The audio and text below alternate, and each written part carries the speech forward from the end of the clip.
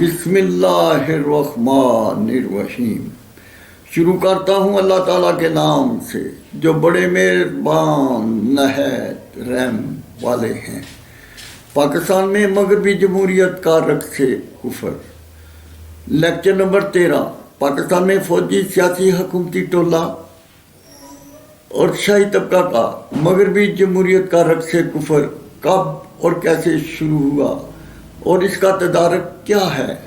قرآن حکیم اور نبی کریم صلی اللہ علیہ وسلم کے اسوائے حسنہ حسن خلق کی روشنی میں اسلامی جمہوریت اس کے نظام سلیکشن کے ذریعے فلاحی معاشرہ تیار کرنے کا نظام مملکت اور اس کا نظام سلیکشن بنی نوع انسان کے لیے فطرت کا ایک انمول عطیہ ہے۔ افسر شاہی کے غلام محمد 1951 تا 1954 تک، فوج شاہی کے سکندر مرزا 1954 تا 1958 تک، فوجی چیف کمانڈر جنرل ایوب کی گن پوائنٹ پر سپریم کورٹ کے چیف جسٹس منیر کے فل بینچ سے اپنی افادیت کا انگریز کا 1935 کا ایکٹ منظور کروا لیا۔ اس استحصالی قانون کے ذریعے 1951 تا 1954 تک پاکستان پر افسر شاہی کے غلام محمد کو گورنر جنرل بنا دیا۔ پاکستان کی قومی اسمبلی جو ملک میں آئین نافذ کرنا چاہتی تھی، اس اسمبلی پر جھوٹے الزامات لگا کر انگریز کے 1935 کے ایکٹ کے تحت نظریہ ضرورت کے مطابق اسمبلی کو برخاست کرنے کا مجاز بنا دیا۔ مولوی تمیز الدین اسپیکر قومی اسمبلی نے سندھ ہائی کورٹ میں گورنر جنرل کے ان احکامات کے خلاف اپیل دائر کی۔ اس کے فل بینچ نے اسمبلی کو بحال کر دیا۔ افسر شاہی کے غلام محمد گورنر جنرل نے ان احکامات کے خلاف اپیل سپریم کورٹ میں دائر کر دی۔ اس فیصلے کو کالعدم کروانے کے لیے افسر شاہی کا غلام محمد، فوجی کمانڈر سکندر مرزا، فوجی chief commander Ayub Khan supreme court کے چیف جسٹس منیر کے پاس پہنچ گئے اور فوج کی گن پوائنٹ پر اس سے 1935 کے ایکٹ کو نظریہ ضرورت کے مطابق استعمال کرنا جائز قرار دلوا کر گورنر جنرل کے احکام کو بحال کروا لیا۔ اس کے بعد فوری طور پر فوجی کمانڈر سکندر مرزا اور چیف کمانڈر ایوب خان نے ایک دہشت گرد کی طرح غلام محمد گورنر جنرل سے بالجبر استعفیٰ پر دستخط کروا کر اس کو برطانیہ علاج کے لیے بھیج دیا۔ فوجی کمانڈر سکندر مرزا کو 1935 کے ایکٹ کے تحت گورنر جنرل پاکستان بنا دیا۔ فوج اور فوجی جمہوریت براہ راست پاکستان پر مسلط ہو گئی۔ فوجی کمانڈر سکندر مرزا 1954 تا 1958 تک فوجی چیف کمانڈر ایوب خان کی زیر کمانڈ پاکستان پر گورنر جنرل مسلط رہا۔ افسر شاہی کا غلام محمد، فوج شاہی کا سکندر مرزا، فوجی چیف کمانڈر ایوب خان نہ وہ سیاستدان، نہ وہ اسلامی تہذیب کے ارکان، نہ وہ خالق کی مخلوق کو خالق کی نگاہ سے دیکھنے والے تھے۔ وہ تو انگریز کے بعد اس کے طبقاتی، طفافتی، سودی مخلوط کفر کے کلچر کے کنٹرولر اور British law, Indian law, American لا، جورسپروڈنس کے قوانین اور ضوابط کے تعلیمی نصاب کے انتظامیہ، فوج اور عدلیہ کے اداروں کے اسکالر تھے۔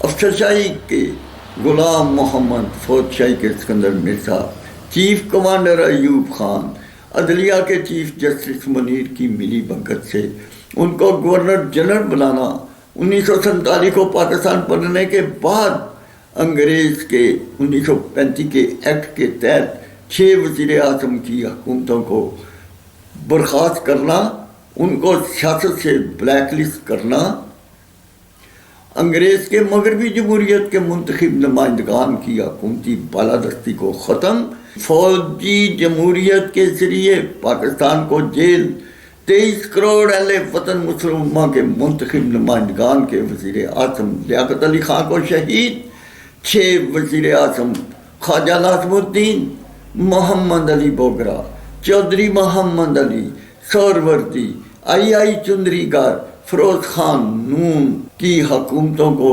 1954 سے لے کر 1958 تک یکے بعد دیگرے ختم ان کو مجرم بنا کر سیاست سے بلیک لسٹ کرنا ان کا معمول بن چکا تھا۔ سپریم کورٹ کے چیف جسٹس منیر کا پاکستان کے کروڑوں عوام کے منتخب سیاسی نمائندگان کے حکومتی بالادستی کو ختم کر کے ان کی بجائے حکومتی اداروں کے سرکاری ملازم افسر شاہی کے غلام محمد کو 1951 تا 1954 تک، اس کے بعد فوجی کمانڈر سکندر مرزا کو 1954 تا 1958 تک گورنر جنرل پاکستان بنائے رکھنا، اس کے بعد 1958 کو فوجی چیف کمانڈر ایوب خان کا آج خود مارشل لا لگانا، فوجی ڈکٹیٹر ایوب خان کا فوجی commander Sikandar Mirza governor general Pakistan اور اس کے وزیر اعظم فیروز خان نون سے مارشل لا کی گن پوائنٹ پر ایک راشن کی طرح حکومت چھیننا، فوجی چیف کمانڈر ایوب خان کا آج خود فوجی ڈکٹیٹر پھر صدر پاکستان بننا ایک کھلی جارحیت اور فوجی دہشت گردی تھی جو فوجی ڈکٹیٹر پرویز مشرف تک پاکستان میں جاری رہی۔ کوئی جج ہو یا کوئی چیف جسٹس سپریم کورٹ ہو یا کوئی سیاسی جماعت ہو یا عوامی منتخب وزیر اعظم ہوں، ان کی کمانڈ فوجی ڈکٹیٹرز ان کی باقیات کے ہاتھ میں ہوتی ہے۔ فوجی چیف کمانڈر یا فوجی ڈکٹیٹر کا پاکستان پر انگریز کے مغربی جمہوریت کے نظام حکومت کی بجائے فوجی جمہوریت کا نظام حکومت 1951 تا 1958 تک بطور فوجی چیف کمانڈر آف پاکستان پر حکمرانی اور پھر مارشل لا لگا کر 1958 تا 1969 تک فوجی ڈکٹیٹر ایوب خان صدر پاکستان بن کر حکمرانی کرنا، 64% زمین کی ملکیتوں کے وارثین، 36% شوگر ملز، گھی mills, flour mills, cotton mills, steel mills, تمام بڑی بڑی فیکٹریوں، کارخانوں، کاروباروں، اداروں کی ملکیتوں کے مالکان کا فوجی سیاسی حکومتی ٹولہ ان کی اولادوں پر مشتمل شاہی طبقہ کے ذریعے حکومت کرنا آج تک جاری ہے۔ مشرقی مغربی پاکستان کے عوام کا 1951 سے لے کر 1969 تک معاشرتی دینی قتال و استحصال کا رد عمل ایک خوفناک عوامی احتجاج، ایک گھناؤنا طوفان بن کر ابھرا۔ اس نے اپنی جان بچانے کے لیے مارشل لا کی حکومت دوسرے فوجی ڈکٹیٹر یہاں کے سپرد کر دی۔ اس نے نئی حکومت بنانے کے لیے الیکشن کروائے۔ مجیب الرحمان کی عوامی لیگ کے اسمبلی ممبران کی تعداد مسٹر بھٹو کی پیپل پارٹی کے ممبران سے زیادہ تھی۔ حکومت بنانا اس کا حق تھا جو اس کو نہ دیا گیا۔ مسٹر بھٹو نے ادھر تم ادھر ہم کا نعرہ لگایا۔ مشرقی پاکستان کی عوام نے احتجاج کیا۔ فوجی ڈکٹیٹر یحییٰ خان نے اس کو بغاوت کا نام دے کر فوج کشی کا حکم دے دیا۔ عوام الناس اور فوجی سپاہ کا قتال جاری ہو گیا۔ انڈیا نے مداخلت کی۔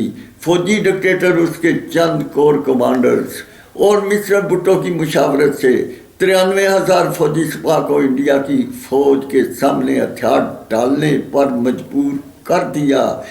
انڈیا نے 93,000 فوجی سپاہ کو قیدی بنا لیا۔ فوجی ڈکٹیٹر یحییٰ خان اور مسٹر بھٹو نے ملک دو لخت کر دیا۔ 1 یونٹ کو توڑا۔ 4 صوبائی حکومتیں، وفاق، سینٹ کے حکومتی ٹولہ کو حکومتی ایوان، افسر شاہی، فوج شاہی، منصب شاہی، نوکر شاہی کے لاکھوں شاہی طبقہ کی افواج کا اضافہ کر کے ان کے شاہی اخراجات کا بجٹ مثال کے طور پر $1 کروڑ سے بڑھا کر $1 ارب کر دیا جائے، اس کو معاشی طور پر مفلوج اور ختم کرنا کون سا مشکل ہے۔ مارشل لا کی کچلی ہوئی عوام نے مسٹر بھٹو کو حکومتی تاج پہنایا۔ اس نے 4 صوبائی وفاق سینٹ کے حکومتی ٹولہ شاہی طبقہ کا اضافہ کر کے ان کے حکومتی ٹولہ کے پاس ملکی خزائن کی چابیاں ان کے شاہی ایوانوں، شاہی محلوں، سرے محلوں، رائمنڈ ہاؤسوں، شاہی پیلسوں، ان کے مراعات یافتہ شاہی طبقہ کی عالی شان سپریم کورٹ بلڈنگ جیسی پھیلی ہوئی عمارات، ان کی انمول کالونیوں پر مشتمل شاہی رہائشوں کے بجٹ کا بوجھ، پاکستان کی 23 کروڑ کسانوں مزدوروں پر مشتمل بھوکی ننگی زندگی اور موت کی کشمکش، عوام جن کو روٹی کپڑا چھت دینا تھا، ان کے خزائن کو لوٹنے کے بعد 39 ارب ڈالر IMF سے پہلا قرض لینا، PIA اسٹیل مل، PTCL جیسے محکمہ جات میں اضافی بھرتیاں کر کے ان کو مفلوج بنا کر فروخت کرتے چلے آ رہے ہیں۔ کیا کمال ہے کہ نہ فوجی ڈکٹیٹر ایوب خان یا یہاں ان کے چند کور کمانڈرز اور مسٹر بھٹو جیسے ملک دولت کرنے والے مجرموں کے خلاف کوئی کارروائی نہ کی گئی۔ آج تک یہ سلسلہ مجرمہ جاری ہے، ان کو کون روکے گا؟ عمران خان وزیر اعظم اور قمر جاوید فوجی کمانڈر صاحبان، اہل وطن سے کیے ہوئے وطن کے مطابق 1 یونٹ کو بحال کرو اور تمام حکومتی سیاسی دہشت گردوں، ان کے شاہی طبقہ کو فوری طور پر ان کے اخراجات کو ختم اور ان کے احساسوں کو ضبط کریں۔ اللہ تعالیٰ آپ کو اپنا وعدہ پورا کرنے، پاکستان کو سردار انبیاء صلی اللہ علیہ وسلم کے شہر مدینہ جیسی ریاست بنانے کی توفیق عطا فرمائیں۔ آمین ثم آمین۔